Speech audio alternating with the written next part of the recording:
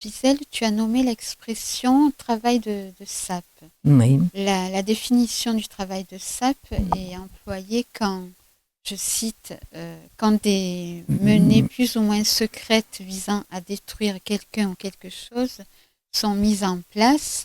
Tout à fait. Par ce processus, nous pouvons nous faire beaucoup de mal. À l'extrême, on peut se détruire. L'homme se perd dans les méandres de la vie. Voilà. Il cherche ce qu'il a. Que signifie pour vous l'interdit? Pour moi, à l'origine, l'homme était libre. En résumé, on pourrait dire, en dehors du meurtre, du vol, de la malhonnêteté, mais aussi de la convoitise, de la luxure, de l'orgueil, de l'avarice, la colère non contrôlée, la paresse, la jalousie, et il y en a encore quelques-uns comme ça.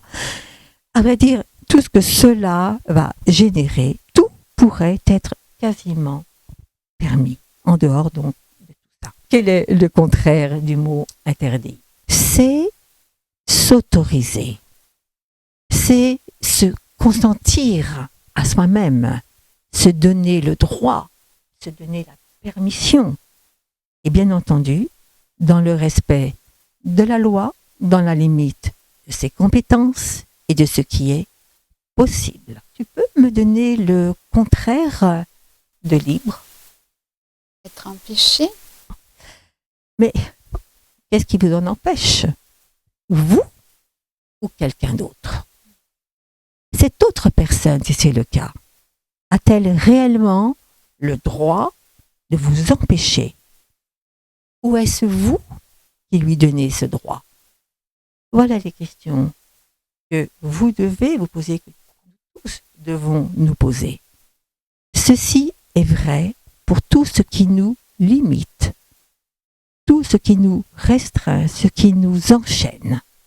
C'est une question de pouvoir. Le pouvoir sur moi ou le pouvoir que je donne à l'autre. Se redonner son pouvoir, c'est retrouver son audace, son hardiesse, son courage. C'est-à-dire le contraire de la peur. De tout temps, les gens de pouvoir ont cultivé la peur chez l'autre pour prendre encore plus de pouvoir. C'est toujours vrai. Que ce soit au niveau d'un individu qu'on a face à nous, d'un groupe, d'une entreprise, je peux même dire d'un État, le principe est le même.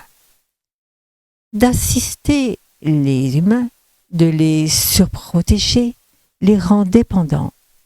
Et la dépendance suscite, entre autres, peur. Prenons cet exemple. Pourquoi le peuple n'allait pas à l'école autrefois? Parce qu'il est plus facile de manipuler un ignorant qu'un lettré. Je vous laisse y réfléchir. La réflexion personnelle est un atout incontournable pour faire face à la manipulation. Préservez-la. Je vais revenir au rôle de l'adulte vis-à-vis d'un enfant. Notre tâche est grande et notamment de donner de l'amour à l'enfant. Et ça va aussi au-delà de cela. Notre rôle, entre autres, est d'apprendre à l'enfant, d'apprendre à vivre, d'apprendre à se défendre, d'apprendre à s'affirmer et le préparer à prendre sa place dans la vie en balayant ses peurs au fur et à mesure que l'enfant grandit. Je vais faire un lien avec les amygdales et pour revenir à ces amygdales cérébrales, pour les rééduquer, allez vers votre objectif avec vos peurs et passez à l'action. C'est l'action qui vaincra les peurs. Revenons à la question comment vaincre nos peurs. On s'habitue à tout, même si ce n'est pas agréable. on a créé ce nouveau mot, l'habituation. Prenons un exemple. Imaginez qu'après avoir vécu un certain temps dans un lieu, et sans même vous en rendre compte, il y a, on va dire, des encombrants qui se sont accumulés et qui vont créer un véritable obstacle à une libre circulation dans cet espace.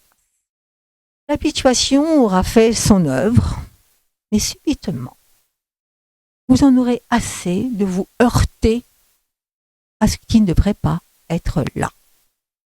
Vous ne pourrez compter vous pour vous débarrasser de ces encombrants.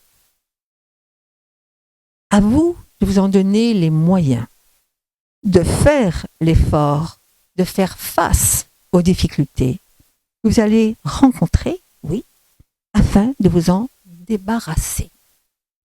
En général, on a besoin d'aide. Les thérapeutes sont là pour ça. Et donc, Gisèle, pour conclure, que peux-tu nous conseiller?